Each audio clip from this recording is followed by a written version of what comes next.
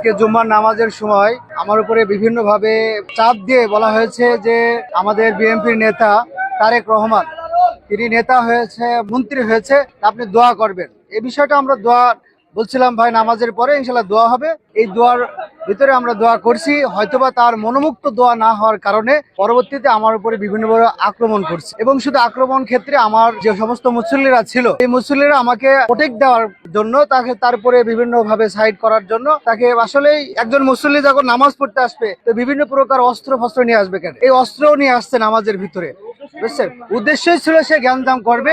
এই জ্ঞানজাম অনেক আগের থেকেই করার ইচ্ছা ছিল, তবে এই পারেনি। কবে নির্বাচনের পরে আজকে এটা শুরু করেছে। এটা চুয়াডাঙ্গা জেলার ৮ নম্বর ওয়ার্ডের নগর কলোনি গ্রামের মঞ্জু বলে একজন বিএনপির যে শেল্টার দিয়ে বেড়াচ্ছে, সে মঞ্জুরুল নির্বাচন ভোটের আগেও বিভিন্ন প্রকার আমার উপরে হুমকি দিয়েছে। তারা বিভিন্ন প্রকার ছিল জামাতের কর্মী, একেও রাত্রে বিভিন্ন প্রকার হুমকি দেওয়া হয়েছে, শুধু রাতটা যাক বা রাতের পরেই খেলা হবে, সাদা পোশাক পরেছে এবং বিভিন্ন প্রকার হুমকি দেওয়া হচ্ছে।